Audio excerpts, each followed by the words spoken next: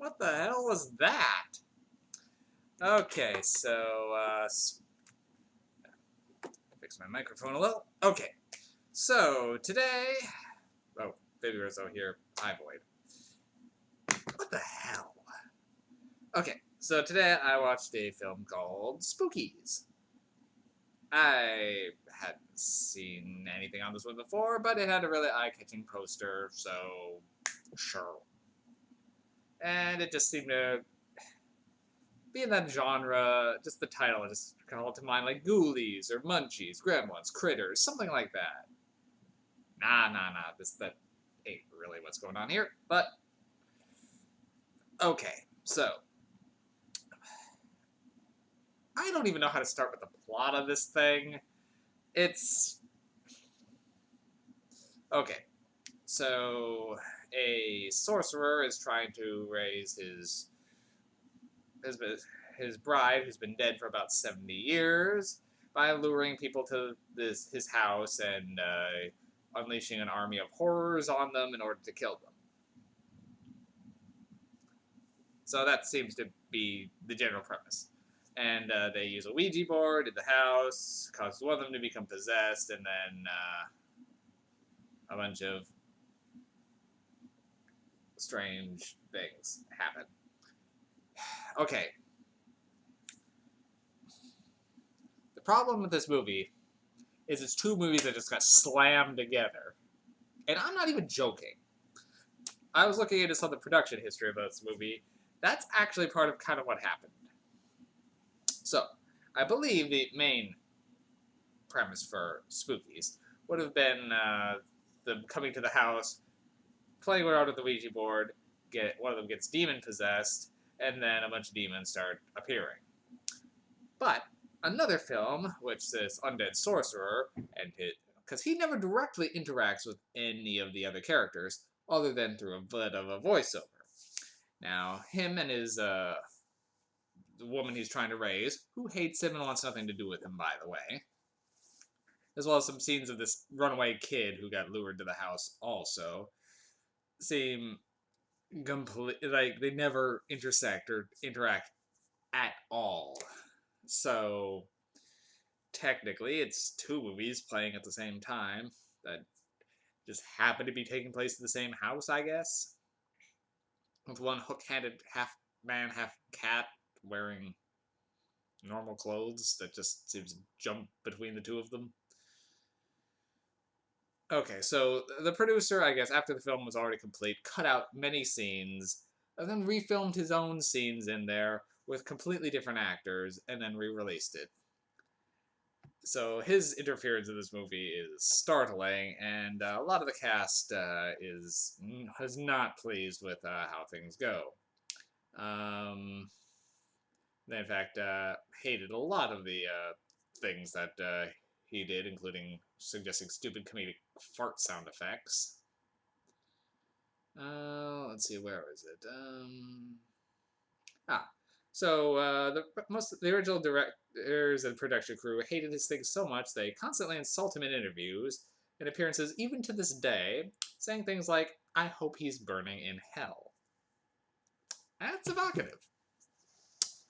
So, the interference really tanked this one, which is kind of a shame because the creature effects are pretty good, and a lot of the visuals are eye-catching. But because there's just the plot is utterly nonsensical, and like the stuff with the main characters just seems to end without any clear like resolution there. Like it seems to stop, but at the same time, we don't really see what happens to that cast before cutting back to everything else. Each one of these could have made an okay thing by itself. Like I was curious as to how the resurrected bride was going to fare, but it just decides to quickly wrap up at the end. Like, oh, okay, we're done. And the fact that one of the elements that was talked about just never seems to come up because the undead sorcerer was saying that the further away from him she gets, the weaker she becomes, and they're tied together. But she just rides off into the sunset at the end, like no big deal. So this movie doesn't make any sense. It doesn't stick to its own rules. A lot of random things are happening, and we don't know what the capabilities are of this place, but you get to the vibe of, okay, random monsters are being summoned out of a Ouija board. Okay, I can work with that. But when you have this other plot that keeps interfering with this guy who seems to be in control of it all, despite not actually being in that movie, it's strange. Which is a shame, because I love the costume work. Now, some of the characters are... One of them is kind of insufferable, and another is just... You want to shake her a little bit, but... For the most part, it's forgivable, but... At the same time, the characters do make some really stupid choices, like the one punk asshole, after seeing one of his friends get pulled into the ground by monsters, having seen the undead rise, and one of his other friends become demon-possessed, his first instinct is to take his girlfriend to the basement and try to fuck. So, even without that, this movie does have, even without the studio interference, this does have some problems. Although that could have been part of the studio interference for all I know also. I didn't get it like a play-by-play. Spookies is kind of a hot mess here. So, the best I can really give this one on a MacGuffin scale is a 3. I almost gave it a 4, but really, because it really doesn't make any sense. Like, for the Undead Sorcerer, where he's getting his power from, we don't know. I guess he's got a son and all the zombies are his children or something. There's a lot of backstory that just seems to be not there, and some of the characters do just seem to jump around randomly, so it does look like scenes are actually missing, which is a problem. So, 3 MacGuffins. Really the best I can say for Spookies. And the eye-catching posters probably a bit misleading also. Like, a lot of the monsters that appear on it do show up, and some of them are cool. But, I don't know.